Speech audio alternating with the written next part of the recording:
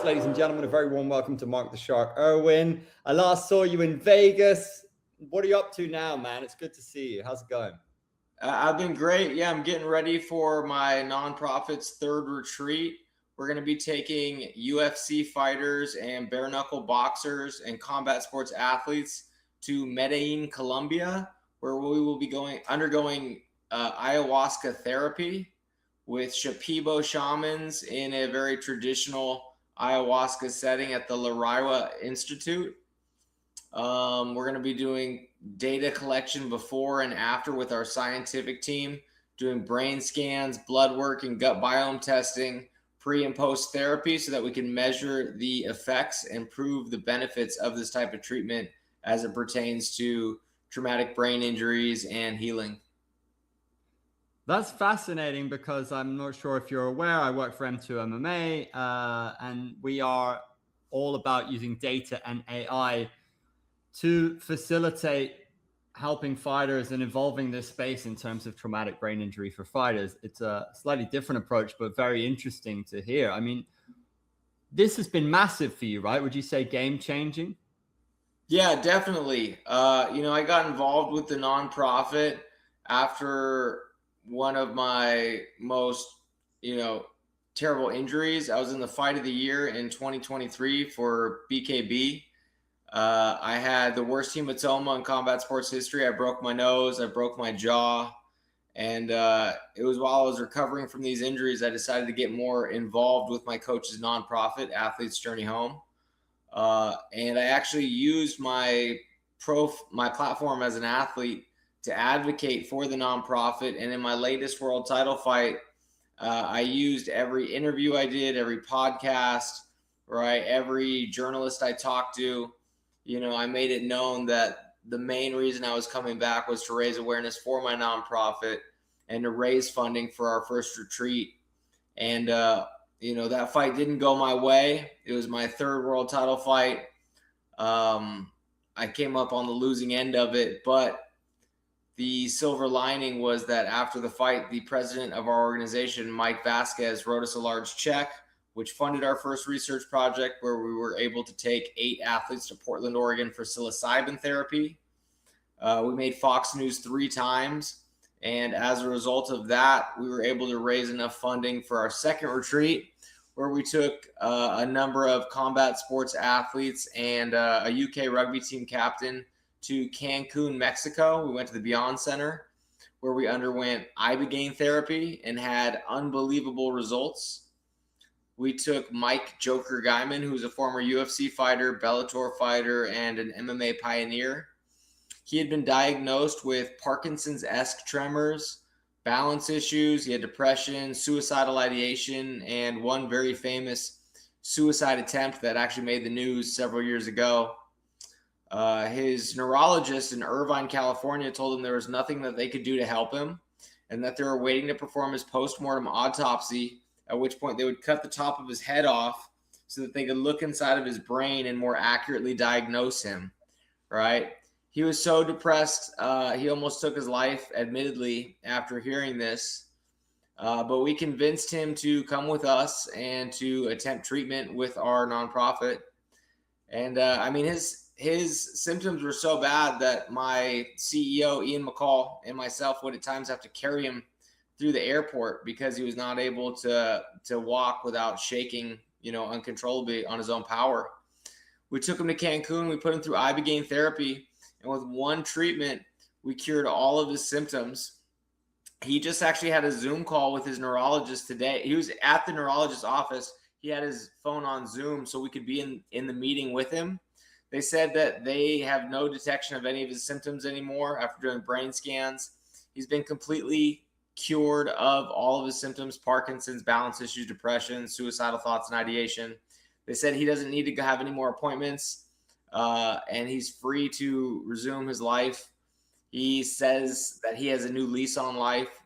So we're really excited to be able to release the data on this latest retreat. And we're really excited for the upcoming one, where we'll be taking athletes, like I said, to Colombia for ayahuasca therapy. And our scientific team will do data collection before and after, again, so we can measure the results of ayahuasca as it pertains to traumatic brain injuries. It will be our first of 6 retreats that we have planned this year. We're going to be doing 2 ayahuasca retreats in Colombia with the Laraya Institute.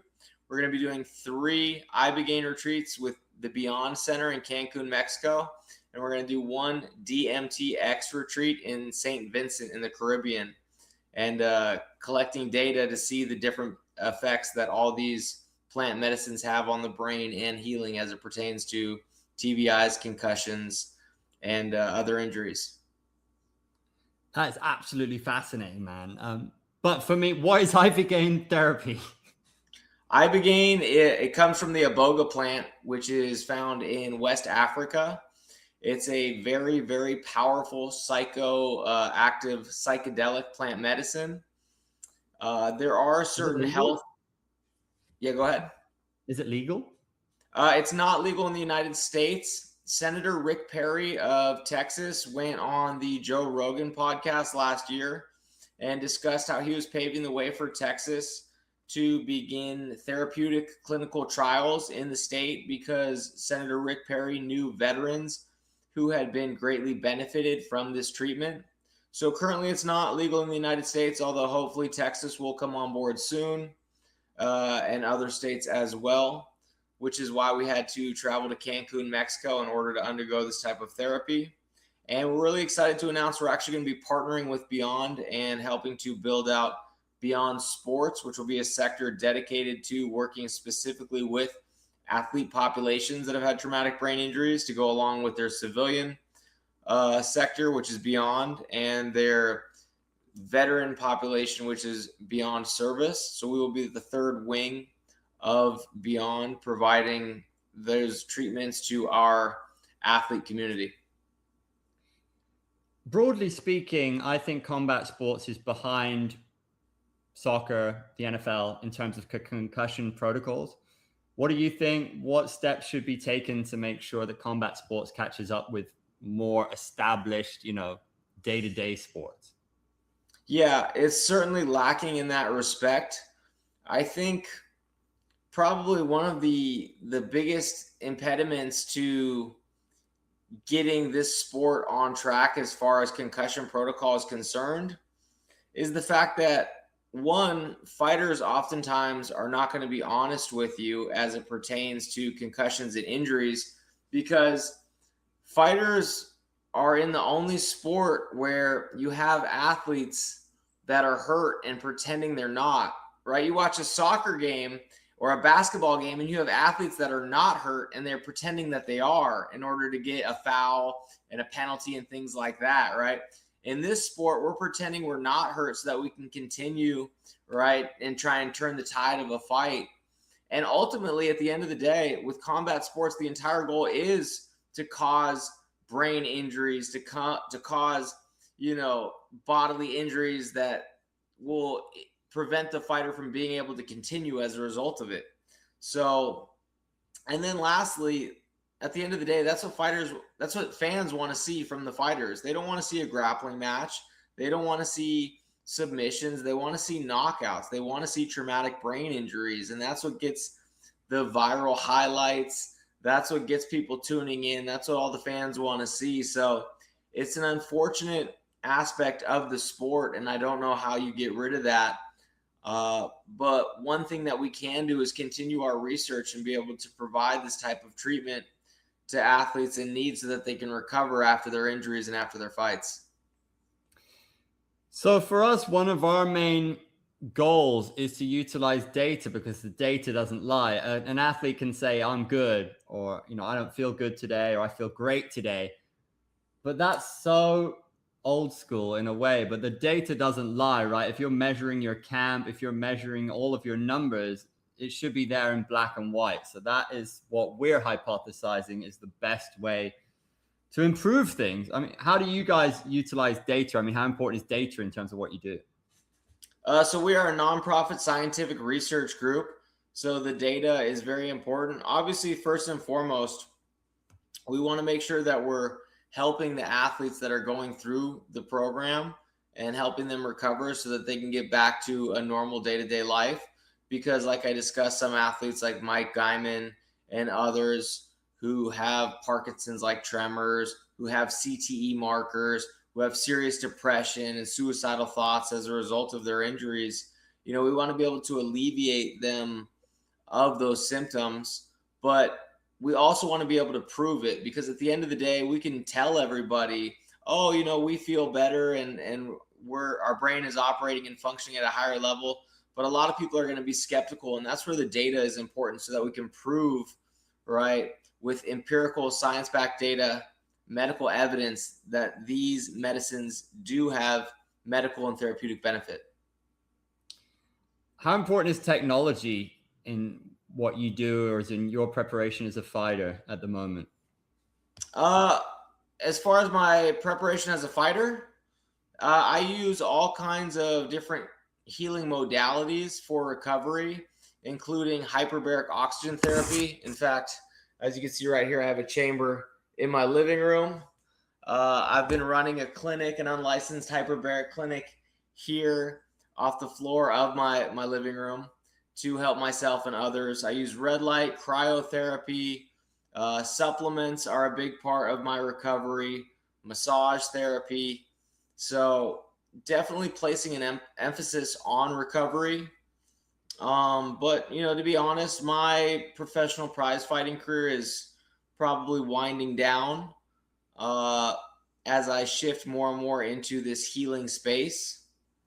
It's funny. One of the things I actually wanted to talk to you about was my prize fighting career, because one thing that not a lot of people are aware of is that I actually fought all of my professional fights under the influence of psychedelics. I used psilocybin in every single one of my professional fights, starting with microdoses as a professional boxer fighting in Mexico during the pandemic when there was no fighting in the United States. I was fighting in Tijuana. I started with a true microdose, and then with each subsequent fight, I started increasing the dosage.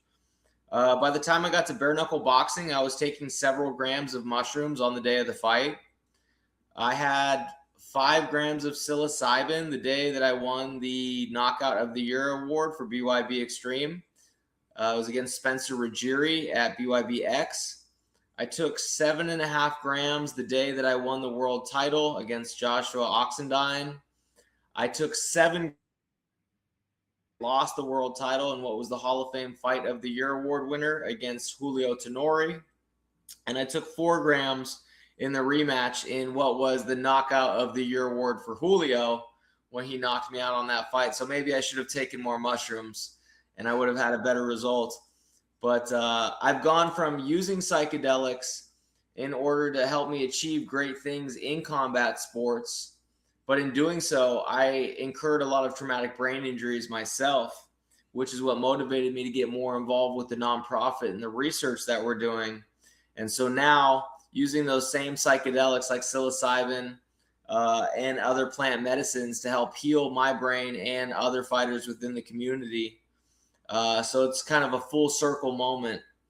But as far as the technology is concerned, we have really great scientists, doctors, and researchers that are a part of our nonprofit. Our scientific team is headed by Onaya Science, which is based in Manchester, England. We have the first ever doctorate of ayahuasca. We have doctors of psychopharmacology, high-level scientists that do a lot of our data collection as far as brain scans and brain mapping. We do blood work. We just partnered with Merrick Health Solutions. They do in-depth blood work analysis pre and post therapy, so they can test everything from our neurosteroid levels to our testosterone levels, inflammation markers, and then they give a very comprehensive breakdown and analysis with a lab technician that tells us exactly what they can deduce from all of this lab work, and then make suggestions about lifestyle and dietary changes as need be. So they do all of our scientific testing pre and post therapy. So Onaya Science and Merrick Health will both be teaming up for this upcoming retreat at the Lariah Institute when we undergo ayahuasca therapy. And we will be really excited to share the details of the results once they are published. That's incredible, man. First of all, I want to ask you about competing on psilocybin. 7.5 grams is a bit of a heroic dose, isn't it? What was that like? Can you explain what you were feeling in there? Yeah, so to be clear, I didn't take it all at once. The method in which I ingested it, I would take a 1 gram synthetic gummy once every 1 to 2 hours throughout the day from the time I woke up until the time that we left for the arena. So by the time we had left for the arena in the fight, I ingested 7.5 grams or 7.5 of those 1 gram gummies. There's definitely performative benefits to fighting on psilocybin. One of the things that it does, it actually lowers an inflammatory marker in the brain that's associated with fear and anxiety, meaning that it helps lower the fight or flight response. So, as far as athletic performance, when your heart rate gets within a certain percentage of its maximum threshold, your ability to take in information, process it, make decisions declines by 50%. Your motor skills decline by 50%, which is why when people are nervous, they get shaky, right? So being able to be calm and steady and think and react at a higher level allows you to operate more efficiently. There's a huge confidence boost that comes with psychedelics like psilocybin.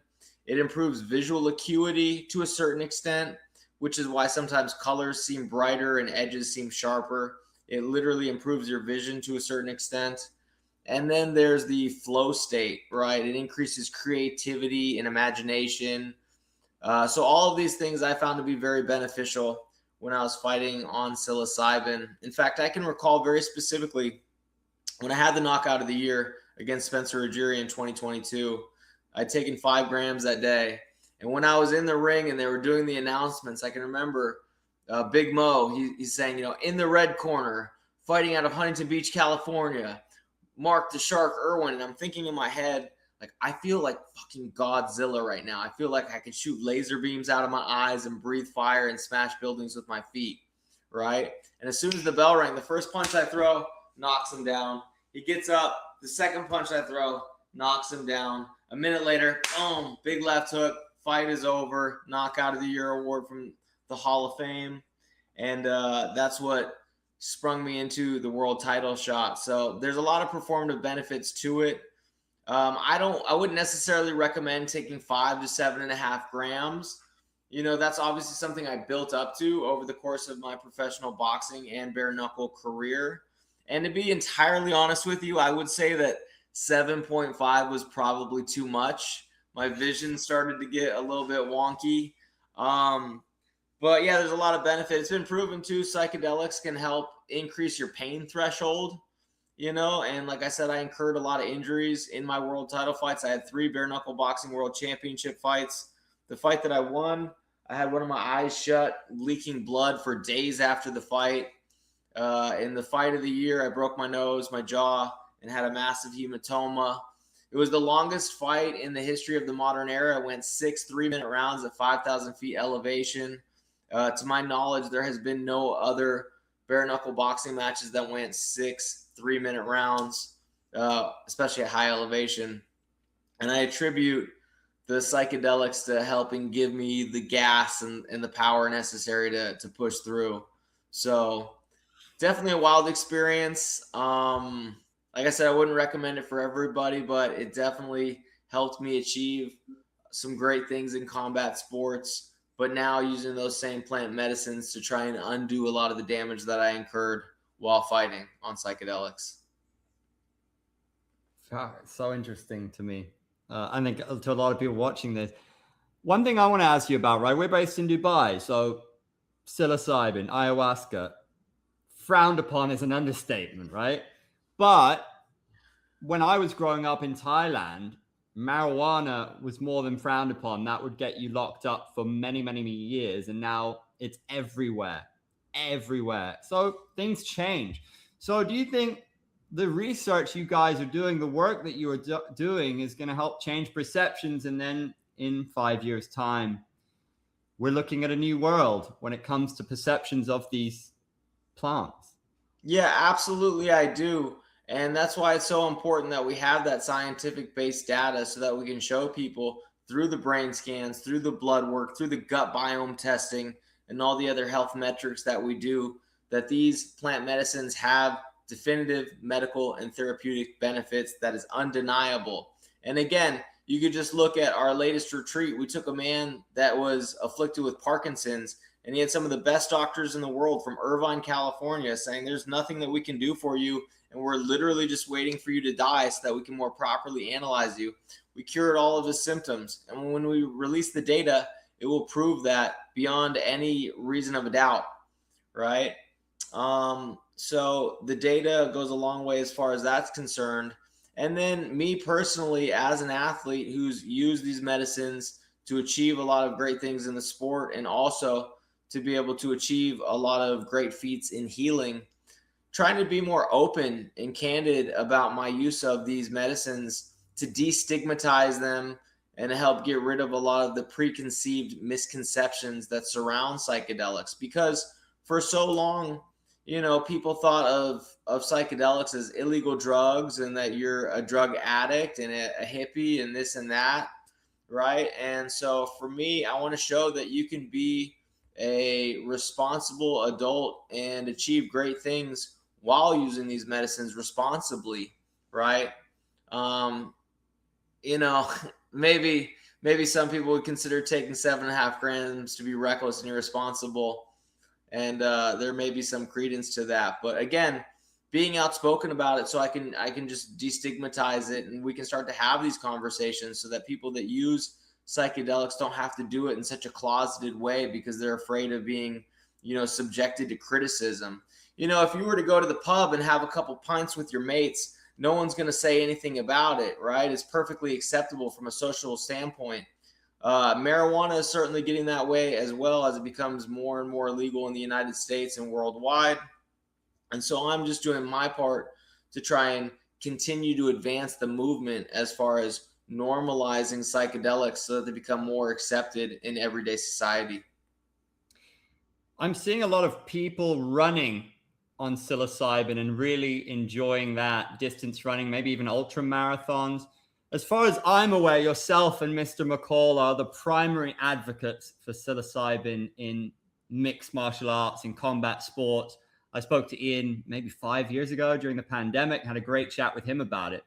Is there anyone else that you know of super high profile athletes who are super into this and also advocates? Yeah, I know a number of athletes that are using psychedelics. I don't know anyone that alleges to have taken as much as I have in a professional prize fighting contest, but I do know of several athletes that have admitted to microdosing in the cage or in the ring. I won't out them here on this podcast because, that's for them to tell and not me, but it is becoming more and more popular within the combat sports community. And to your point, I love running on psychedelics. I was a track and field athlete before I ever started competing in combat sports, and I'm still an avid runner to this day. And, I time all my runs on an app on my phone. I run significantly faster mile times on psilocybin, and I actually run my fastest and my farthest times on LSD, believe it or not. 50 micrograms of LSD, and I can run 10 miles, no problem. I've read in research papers that LSD has been proven to be a more effective painkiller than opioids, believe that or not. And I believe it just based on my own anecdotal experiences, because again, I can take half a hit of LSD and run 10 miles and feel great. So, and run my fastest times. So I definitely think there's a lot of performative benefits to using these medicines as well as it pertains to exercise, fitness, and competition. And then, these are not banned, right? Psilocybin is not on the list of banned substances for any athletic commission.